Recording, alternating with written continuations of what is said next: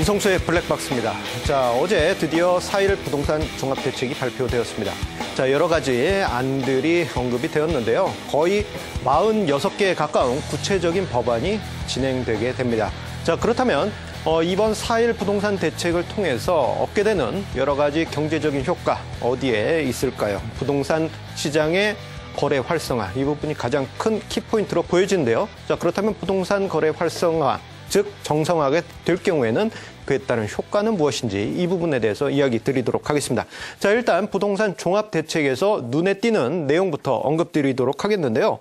다양한 여러 가지 정책들이 나왔지만 그중에서 제 눈에 가장 크게 띄었던 것은 세 가지로 압축을 해볼 수 있겠습니다. 자, 첫 번째로 이 신규 주택이나 미분양 주택 그리고 다주택자가 1가구 1주택인 이 주택을 구입할 때는 5년간 양도세가 면제된다. 이 부분이 가장 큰 포인트로 보여졌습니다. 자, 이러한 계기로 해가지고 이 자산가들의 주택 매수에 대한 매수 여력이 생기게 될 수 있는 그런 포인트가 되게 되고요. 그리고 생애 최초 주택 구입자에 대해서 다양한 혜택이 언급이 됐었죠. 자, 취득세 면제, 이 부분 정말 큽니다. 그리고 LTV와 DTI를 완화하는 부분, LTV 같은 경우에는 70%까지 완화했다라는 부분, 그리고 DTI 같은 경우에는 생애 최초 구입자에 한해서 은행 재량에 맡긴다라는 부분은 생애 최초로 주택 구입하신 분들은 은행에서 생각보다 큰 대출을 받을 수 있다라고 볼 수 있겠습니다. 그 외에 금리라든가 융자 조건이 전반적으로 크게 완화되면서 매수 여력자들이 크게 늘어난다라고 볼 수 있겠고요. 그리고 다주택자들에 대한 양도세 중과 부분이 일반 과세로 지금 되어 있는데 이 부분이 조금 더 연장되게 된다는 점은 부동산 시장에 매물도 꾸준히 출회될 수 있는 그러한 여지를 높인다고 볼 수 있겠습니다. 자, 그런데요, 과거 5년 이명박 대통령 시절을 쭉 보게 되면은 어제 부동산 종합 대책이 나와야 할 정도로 부동산 시장이, 거래 시장이 크게 위축이 되었습니다. 자, 어느 정도로 위축되었느냐? 막대 도표로 해서 한번 보도록 하겠는데요. 자, 이 화면상의 도표를 보시게 되면은 파란색 막대 도표는 우리나라 전체의 이 주택 거래 건수고요. 그리고 빨간색 막대 도표는 수도권의 주택 거래 건수입니다. 자, 그런데 수도권의 주택 거래 건수를 보게 되면요. 2006년에 69만 8천 건에서 작년 연말에 27만 2천 건으로 거의 극단적으로 얘기하면 3분의 1 수준까지 크게 줄었다라는 것을 확인할 수 있습니다. 자, 이로 인해서 여러 가지 이제 부작용들이 나타났죠. 주택 거래가 위축이 되다 보니까 자연스럽게 주택 가격이 하락하고 그 결과로 인해서 이 집주인 입장에서는 전세를 굳이 가지고 있어야 되냐. 오히려 전세값을 올리거나 아니면은 전세를 월세로 전환하려는 그런 여러 가지 부작용이 나타나게 됐습니다. 자, 그리고 사회적으로도 가장 큰 문제가 되었던 게 바로 깡통 전세죠. 이 집값이 하락하다 보니까 전세값보다도 밑에 내려가는 그런 상황이 벌어졌고 결국 전세 세입자의 입장에서는 전세 원금까지 손해보는 그런 상황이 벌어졌습니다. 자, 그런데 이 경매 건수가 심각하게 증가를 하고 있었습니다. 이 막대도표 차트를 한번 보시게 되면요. 자, 이 작년과 재작년을 기점으로 해서 수도권의 경매 건수가 5만 건이 넘어갈 정도로 매우 급격한 증가세가 펼쳐졌는데요.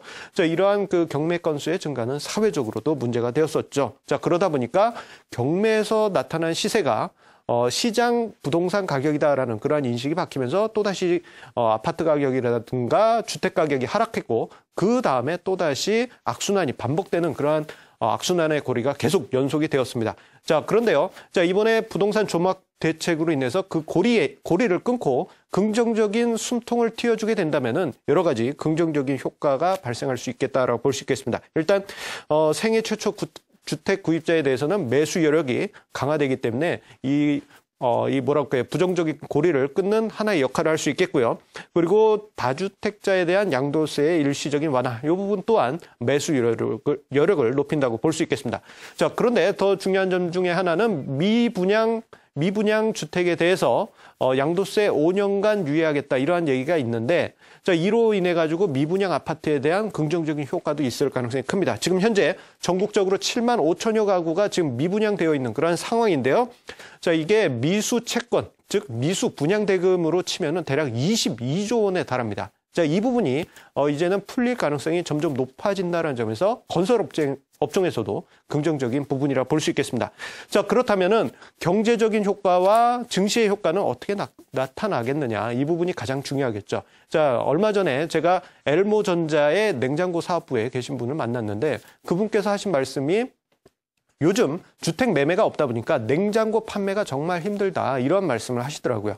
즉, 자, 이 가전 쪽도 이 주택 거래가 활성화돼서 이사량이 늘어야지만 자연스럽게 가전의 수요도 늘어나게 되고요. 그리고 이사를 하게 되면 자연스럽게 예전에 썼던 가구 버리고 새로운 가구 들여오겠죠. 가구에 대한 수요도 긍정적으로 늘어납니다. 그리고 집을 만약에 넓혀가거나 그랬을 때는 자연스럽게 자동차도 바꾸고 싶은 그러한 욕구가 생기게 되죠. 자, 그 외에도 이사를 하게 되면 인테리어도 다시 하게 되고, 그리고 이 주택거래 수가 늘어나게 되면 자연스럽게 공인중개사 분들도 매출이 늘어나는 그런 산업 전반적인 긍정적인 효과가 있다라고 볼 수 있겠습니다. 그리고 리모델링 부분이 언급이 되었는데요. 리모델링이 이제 증축이 허용되게 되면은 사업이 여러 아파트 단지에서 다시 진행될 가능성이 높습니다. 자, 그렇게 될 경우에는 자, 주택 시장에 전반적으로 묶여있던 자금들이 다시금 순환을 하는 그러한 계기가 마련된다라고 볼 수 있겠고요.